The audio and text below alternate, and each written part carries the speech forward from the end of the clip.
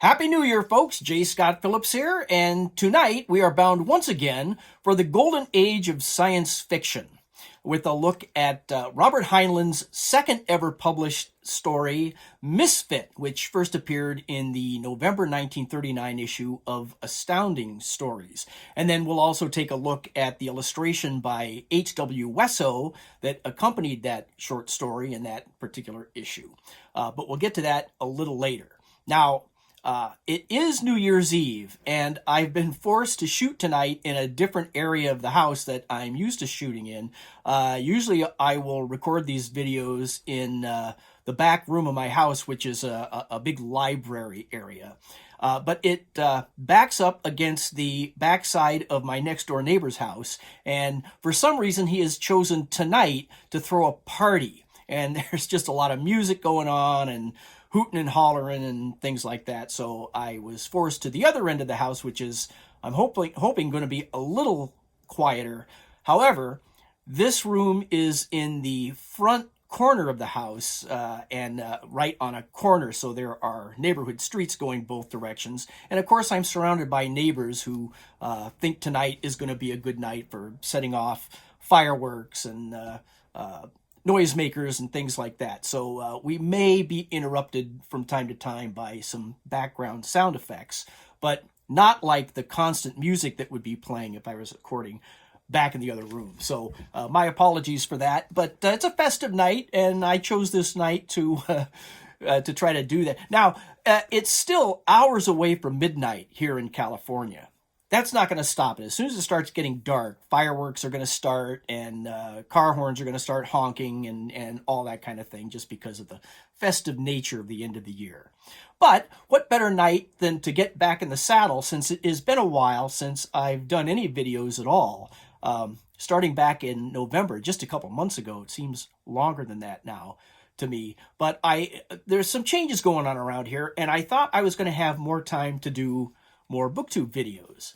Well, of course, I was wrong, and other things started to take up more time, things that had been put off for a while until I had time to do it, and one thing leads to another, and you know how that goes. Anyway, so I will try to correct that here in the new year, and I know I've said it before, but we'll see what happens. That is my hope, is to get more videos out more often for BookTube.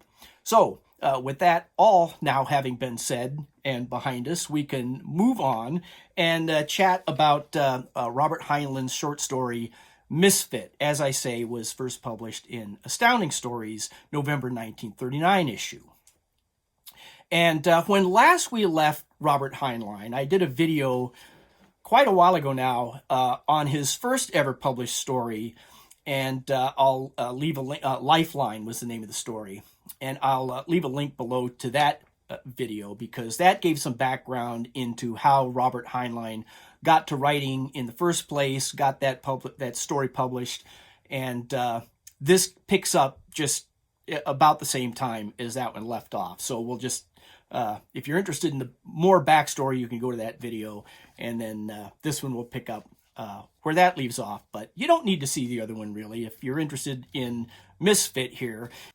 Now, I will back up just a little bit here, because in April of 1939, when Heinlein was writing Misfit, he had already written his first full novel, For Us the Living. It never was published in his lifetime. It's since been published, and you can get it now and see why it was not published during his lifetime. But the protagonist in that story was a young naval engineer, as Heinlein had been. He had been trained at Annapolis and in engineering. That particular character in that book dies early on in the book and wakes up something like 150 years in the future into a new world, kind of Buck Rogers-like. There he has to deal with the social changes, and that gave Heinlein lots of room to give you his lectures and philosophies on how things should be, or how things are going to turn out, what will happen if certain roads are taken and that kind of a thing. And then that leaves our naval engineer with how is he going to survive in that world. And that was part of the intention of that book. And even though the book never got published in Heinlein's lifetime, he would go back to it often in stories that would get published and borrow little bits and pieces from it. And that's kind of what he did with the main character of Misfit, whose name is A.J. Libby. Now, back in the 1930s, there was the Great Depression going on here in the United States. And there was a government program that had been started by FDR in 1933, part of his New Deal. And it was called the Civilian Conservation Corps. And it was a social program that was used to bring young men into the workforce and give them jobs during a period of our history that there just were no jobs. We were coming out of the Dust Bowl years in the Midwest and in the Plain States, and a lot of that had been brought on because of the mismanagement, not through the fault of anyone, but it just wasn't understood quite yet. Farmers in the Midwest, the way they were treating the land to grow their crops and things, kind of denuded a lot of the countryside of important foliage that kept the dust from creating all these storms. And there were other infrastructure problems around the country for various other reasons. But FDR believed that there was a lot of work that needed to be done that was infrastructure in aspect. And so we could get young men jobs by recruiting them out of mostly urban areas, and then through the oversight of the military, of the Army, and with some help by the Marines, could transport these young men to various places around the country and build things like fire breaks and trying to help out forestry, teaching farmers how properly to manage their land to avoid certain kinds of disasters like the Dust Bowl years, and all that kind of thing. And a lot of that went to building trails and facilities in many of our national parks and forests around the country. And you can still see a lot of the evidence of all the work that those folks did back in those days still today. And so it was a large part of the 1930s was the Civilian Conservation Corps. Now, what Heinlein did in his story, writing this, like I say, in April of 39, the CCC, as it was called, was pretty well known to everybody. And so it was kind of becoming a bit of a political and social boondoggle for a little while there. And so Heinlein liked the idea of it, but he saw some trouble with writing about it. Like his character from For Us the Living had been a naval engineer, and they were using engineers like that in the CCC. And so he decided what he could do instead was to set it in the future in outer space. So he came up with a kind of a combination of using the CCC and his own experiences as a naval engineer, and developed this idea of a kind of the Seabees in space is what it reminded me of. Now, the Seabees had not been formed yet. They wouldn't get formed until after the attack on Pearl Harbor in December of 1941. And Heinlein was writing this story in April of 1939, so a good year and a half before the advent of the Seabees. But it is another government operated social program in Heinlein's world as well. And it also reminds me a bit, if you're a Star Trek fan, of the Starfleet Corps of Engineers.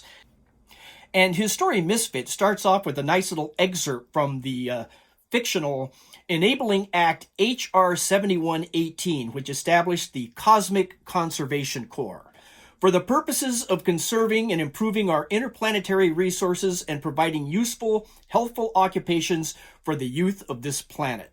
So his Cosmic Conservation Corps got to keep the same initial CCC as the Civilian Construction Corps. So readers of the time in 1939 got it instantly. They understood that reference and then just went with it as along with the story. Damn it, I knew that was going to happen to me. I kept confusing the construction corps with the conservation corps. So it was the civilian conservation corps and the cosmic construction corps, both CCC. Sorry about that, folks. And now, back to the video. Now, Heinlein had just sold a story to Astounding Stories, edited by John W. Campbell Jr. And so he wrote Misfit and submitted it to Campbell as well. And Campbell read it and liked it, but thought that it needed a little work.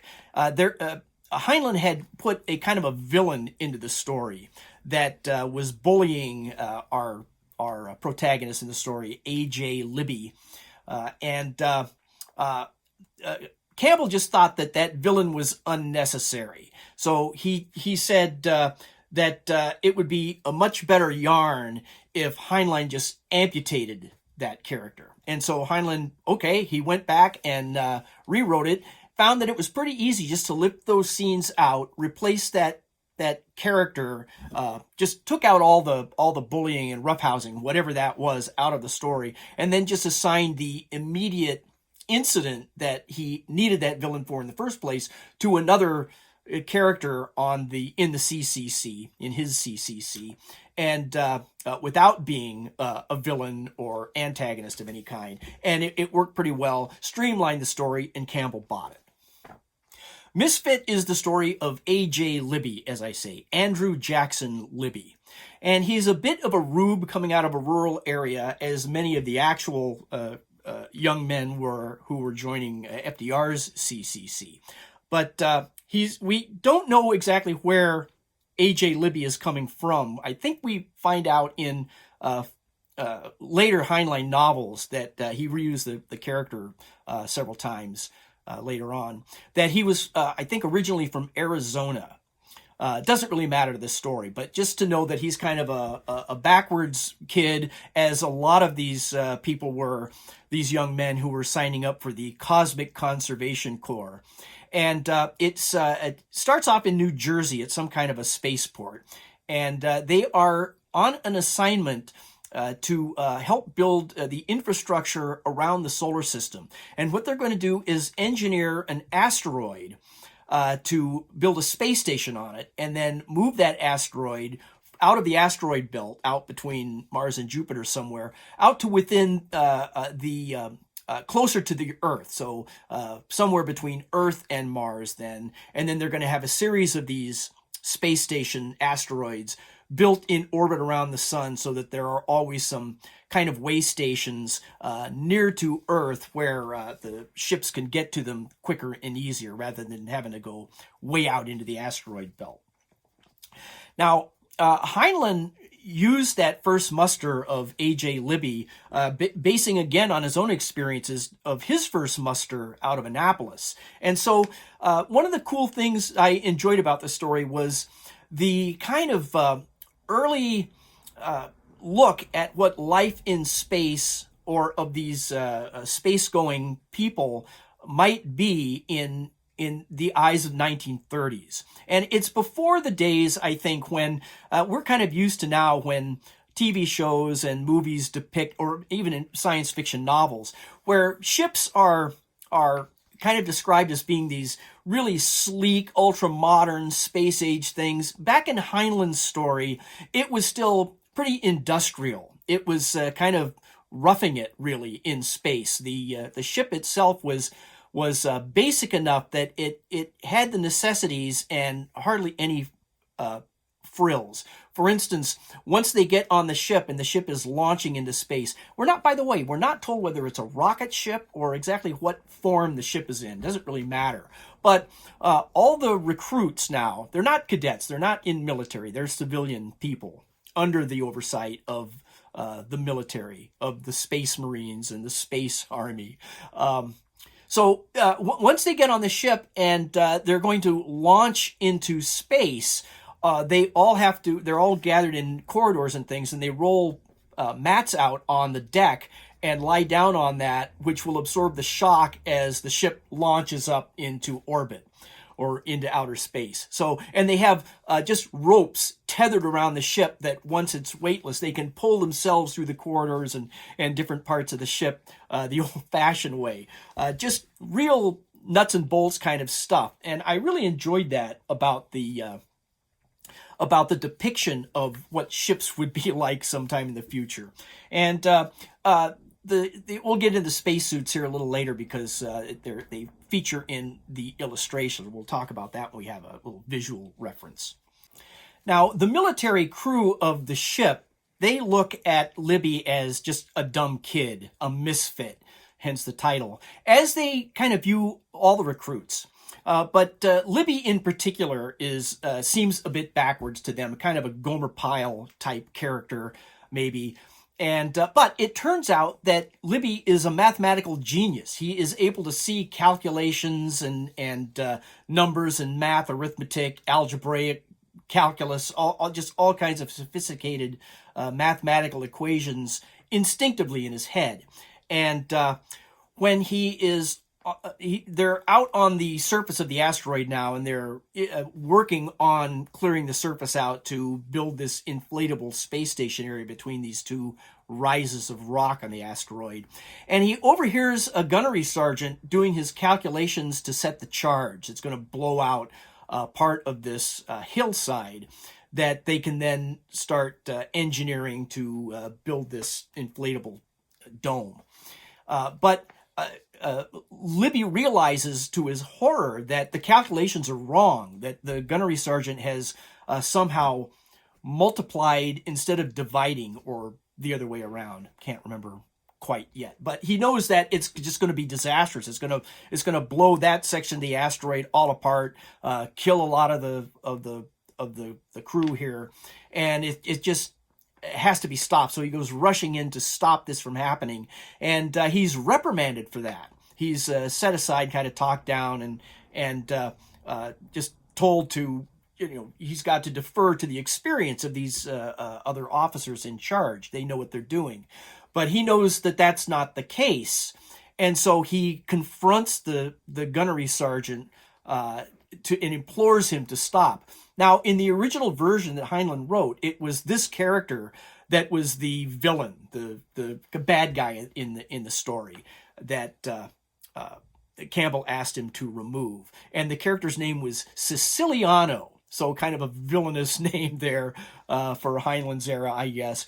But instead, in the story now, it's rewritten so that when he confronts the gunnery sergeant kind of pauses and thinks, okay, I see you're clearly upset. Let's sit down and do the math together. So there's this connection between them and this much calmer resolution. And they sit down actually with slide rules and things that they wear around their neck for such emergencies when they've got to do math on the fly.